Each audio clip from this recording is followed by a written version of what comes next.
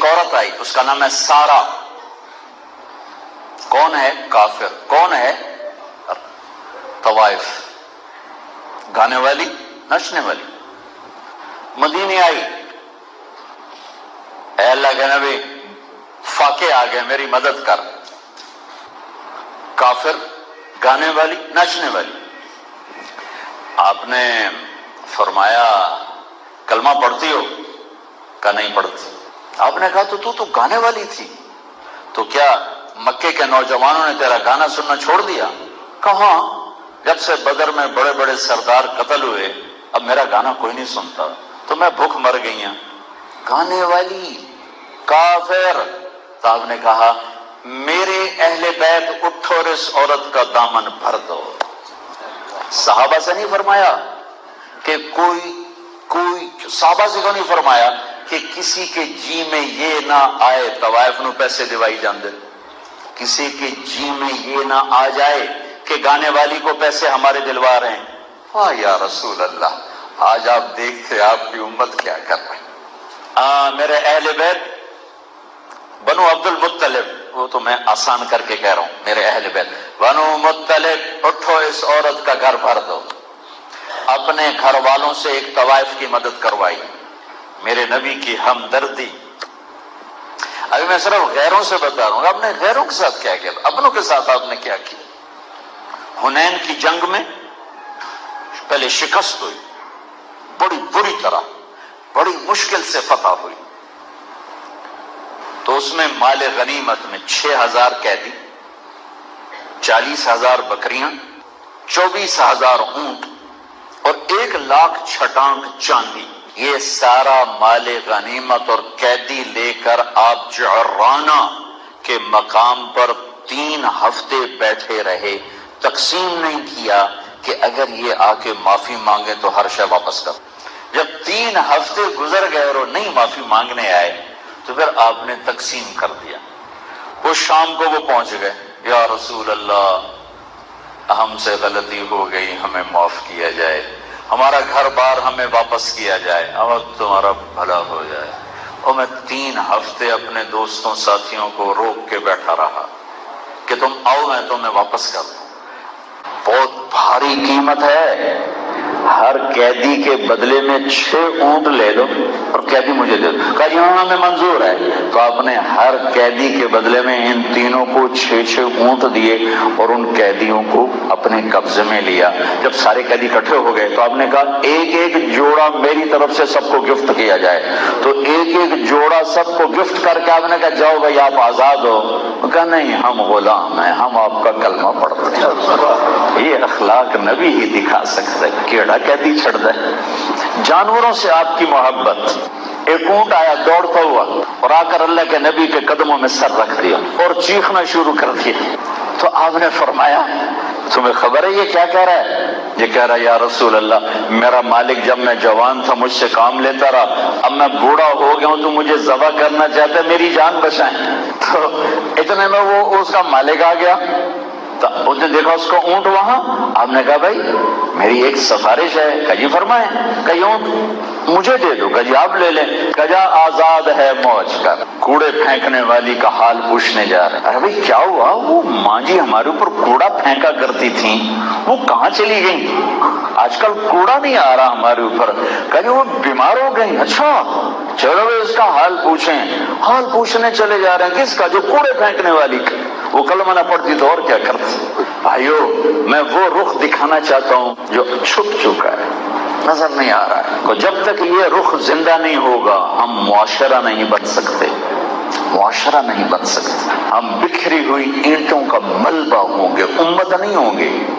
اس hall کو گرا دو تو اسے ہال کو نہیں کہے گا، اسے ملبہ کہے. آج میرے نبی کی امت ملبے کا ڈھیر ہے. روزہ اس ہمدردی کو پیدا کرنے کا ایک خوبصورت عمل ہے. احساس پیدا ہو. میرے نبی تو ساری زندگی بھوک کاٹی. کیوں بھوک کاٹی؟ کہ فرمایا جب تم پر دکھ آئیں تو میرے دکھ یاد کرنا، تمہیں اپنے دکھ ہلکے لگیں گے. 2 مہینے چولہا نہ جلے اور کائنات کی سرداری چابیاں اللہ نے پکڑائی ہوں ہاتھ میں. باغ میں داخل ہوئے، کھجور اٹھا کے کھانے لگے. جن کو کان ٹک گیا، کوئی طوطا ٹک گیا، وہ گری ہوئی کھجور ہیں۔ تو ساتھ ایک صحابی ہیں عبداللہ بن عمر، ان سے فرمایا عبداللہ تو نہیں کھاتا؟ کہا جی مجھے بھوک نہیں۔ تو آپ نے کہا عبداللہ مجھے بڑی بھوک لگی، آج چوتھا دن ہے میں نے کچھ نہیں کھایا، چوتھا دن میں نے کچھ نہیں کھایا۔ اپنی امت کے غریبوں کو تسلی دینے کی۔ برما میں بچے آگ میں جل گئے، ہمارے آنسو ہیں ان کے لیے، دعا ہے ان کے لیے، جنت میں چلے گئے، لیکن سب سے پہلے حسین سولی پہ چڑھا ہے۔ وہ رات کبھی نہیں بھول سکتا جس کو میں کئی دفعہ بیان کر چکا ہوں۔ میرے نبی کروٹ کبھی ادھر بدلتے ہیں، کبھی ادھر بدلتے، کبھی ادھر کبھی ادھر، بار بار بار بار۔ حضرت عائشہ رضی اللہ عنہ کے گھر کی باری، ایک دم آپ نے کیا کیا، آگے بڑھے اور چارپائی کی جو لکڑی ہوتی جس پر باندھ بنا ہوتا ہے اس پر اپنے پیٹ کو ٹکا کے نا نیچے لٹک گئے، ایسے لٹک گئے۔ تو حضرت عائشہ اٹھ کے بیٹھ گئی، یا رسول اللہ کیا ہوا کیا ہوا؟ تو آپ سیدھے ہوئے، عائشہ بھوک بڑی لگی، بھوک بہت لگی۔ تو عائشہ رضی اللہ تعالیٰ عنہ رونے لگی کہ یا رسول اللہ آپ اللہ سے مانگتے کیوں نہیں؟ کہ نہیں عائشہ نہیں مانگوں گا، اسی بھوک میں ملوں گا، نہیں مانگوں گا۔ مجھ سے پہلے میرے بھائی انبیاء اسی بھوک میں چلے گئے، میں بھی ایسے ہی جاؤں گا۔ یہ راستہ بند کیا ہے، سود نہ کھاویے تو روٹی کی تھو کھاویے، رشوت نہ لویے تو روٹی کی تھو کھاویے، دھوکہ نہ دیویے تو روٹی کی تھو کھاویے، ملاوٹ نہ کریے تو روٹی کی تھو کھاویے۔ میرے بھائیو یہ ہمدردی کا مہینہ ہے اور اللہ سے جڑنے کا مہینہ ہے، اس میں قرآن اترا، کثرت سے تلاوت کرو تاکہ اللہ ملے۔ اس میں اللہ تعالیٰ نے آخری عشرے میں طاق راتوں میں شب قدر کو چھپایا۔ ایک رات 80 سال سے زیادہ بہتر ہے، 80 سال سے زیادہ بہتر ہے۔ آج کل تو راتیں چھوٹی سی ہیں، یہ 5 راتیں گزار لو، کوئی ایک رات ضرور شب قدر ہوگی، 21 23 25 27 29۔ پاکستان میں صرف 27ویں کو جاگتے ہیں کہ شب قدر ہے، ہو سکتا ہے شب قدر ہو، لیکن یہی نہیں ہے۔ 21 بھی ہو سکتی ہے، 23 بھی، 25 بھی، 27 بھی، 29 بھی۔ اچھا پھر یہ مہینہ ہمدردی کا تو رکھا ہی ہے، اور آخر میں ایک اور اس کے ساتھ ہمارے حکم لگا دے، بھائی تم نے عید پہ تو کھانا ہے نا، اچھا لیکن میرے غریبوں کو یاد کرو ورنہ تمہارے روزے اوپر نہیں آنے دوں گا۔ فطرانہ ادا کرو، روزے کا صدقہ ادا کرو۔ ہمدردی کا آخری چیپٹر، روزے کا صدقہ ادا کرو۔ کیا ہے؟ غریبوں کو جا کے پہنچاؤ۔ ہمارے عام طور اخباروں میں لکھا ہوتا ہے 2 سیر گندم 100 روپیہ دے چھوڑو، یہ 100 روپیہ دے چھوڑو۔ میں آپ کو اپنے نبی کا صدقہ فطر بتاتا ہوں تاکہ مالدار لوگ ذرا کھلے ہو کر دیں۔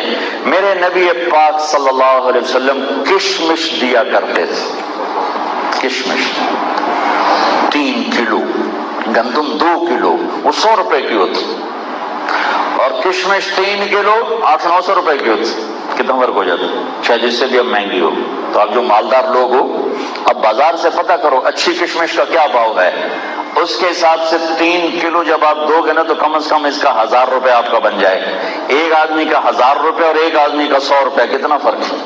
4 افراد کے 4000 جائیں کسی گھر میں اور 400 جائیں، کتنا فرق ہوگا؟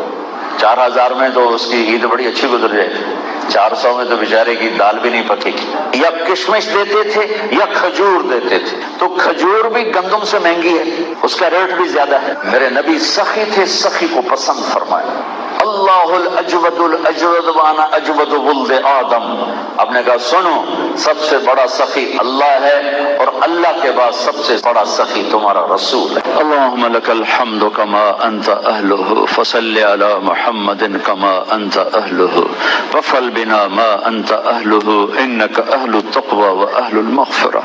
اے میرے مالک تو بھی بڑی محبت کرنے والا ہے اور تیرے نبی نے بھی بڑی محبت دی تھی۔ آج ہم نفرتوں کے مارے ہوئے ہیں، بھائی بھائی کے گلے پڑ چکا ہے، خون سفید ہو چکے ہیں، انسانیت وحشت درندگی کا شکار ہو چکی ہے۔ اے میرے مالک ہمارے نبی والی محبتیں ہمیں واپس لوٹا دے، ہمارے نبی والی محبتیں ہمیں واپس لوٹا دے۔ اے میرے مالک، اے میرے مولا، اے وہ رب جو اپنے بندے سے پیار کرتا ہے اور پیار میں پہل کرتا ہے۔ تیرا پیغام ہم تک پہنچا ہے کہ اے میرے بندوں میں تم سے پیار کرتا ہوں، تم بھی مجھ سے پیار کرو۔ اے کریم مولا، ہم محبتوں کے بھوکے ہیں، ہمیں نفرتوں نے مٹا دیا، ہمیں ظلم کی آگ نے جلا دیا۔ آج میرے مالک ہمارے معصوم بچوں کے تڑپتے لاشیں ہیں، بوڑھی ماؤں کے، بوڑھے والدین کے تڑپتے لاشیں ہیں۔ ہم سب سے مایوس ہو کر اس رمضان کے مہینے میں تیرے در پر آ کر بیٹھے ہیں۔ یا اللہ ہماری مدد کے لیے آ جا اور ہمیں محبت عطا فرما دے اور پوری امت میں محبت کو تقسیم فرما دے۔ یا اللہ یہ امت تو غیروں کا درد اب رکھنے والی تھی اور یہ غیروں کو اپنا بنانے والے تھے۔ میرے مالک پتہ نہیں کون سا گناہ ہوا، کون سی خطا کہ ہم ایک دوسرے سے متنفر ہو گئے، ایک دوسرے کی شکلیں دیکھنے سے متنفر ہو گئے، سلام کرنا بھی چھوڑ گئے، ایک دوسرے کو مسلمان کہنا بھی چھوڑ گئے۔ اے میرے رب کدھر جائیں کہ درویشی بھی عیاری ہے، سلطانی بھی عیاری۔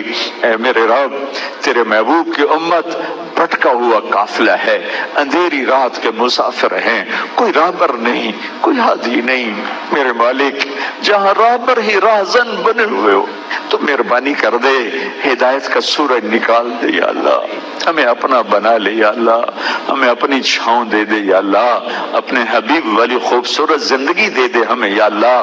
یہ رمضان کا مہینہ ہے، تیرا عرش پہلے آسمان پر ہے اور تیری طرف سے ندا ہے، کوئی مانگنے والا ہے یا اللہ؟ ہم تجھ سے ہدایت مانگنے آئے ہیں۔ ہماری نسلیں برباد ہو گئیں، ہماری نسلیں تباہ ہو گئیں، جن ہاتھوں میں قرآن تھا ان ہاتھوں میں گٹار آ گیا، جن ہاتھوں میں تیرے نبی کی کتاب ہونی تھی ان ہاتھوں میں شراب کے جام آ گئے، جن قدموں سے حیا کی تاریخ لکھی گئی انہی قدموں میں گھنگرو باندھ دیے گئے۔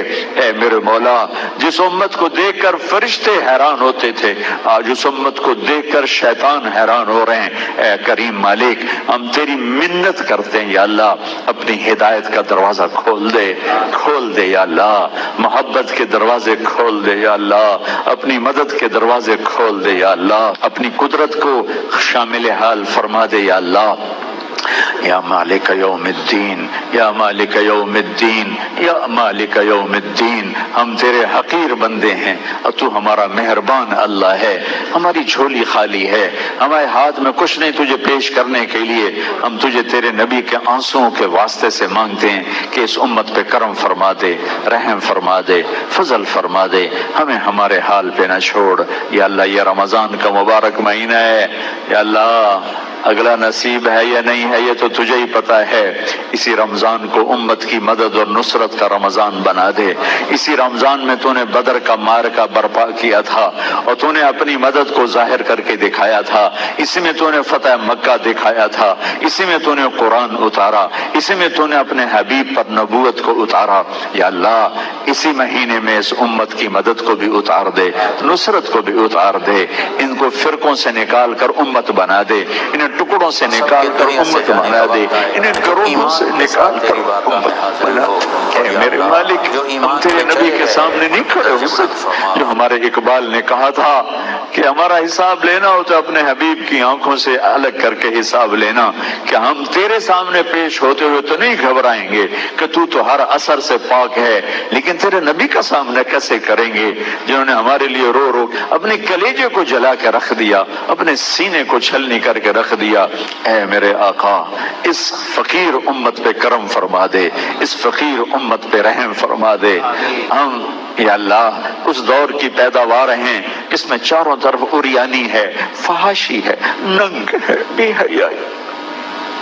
کپڑے بیچنے والے نے بھی عورت کو ننگا کر کے کھڑا کر دیا، موٹر سائیکل بیچنے والے نے بھی عورت کو ننگا کر کے کھڑا کر دیا، فون بیچنے والے نے ہماری بچیوں کو پوسٹر پہ لگا دیا۔ اے میرے مالک کس کے سامنے جا کے روئے، کس کو جا کے دکڑا سن؟ ہماری نسل برباد ہو گئی۔ اے میرے مالک جس زمانے میں پاکیزگی کا ماحول تھا تو جنید بغدادی جیسے پیدا ہوئے، اب تو ننگی ننگ ہے، گند ہی گند ہے۔ کہاں سے آئے گی تقویٰ، کہاں سے آئے گی نیکی؟ تو فضا کو دھو دے، تو فضا کو پاک کر دے یا اللہ۔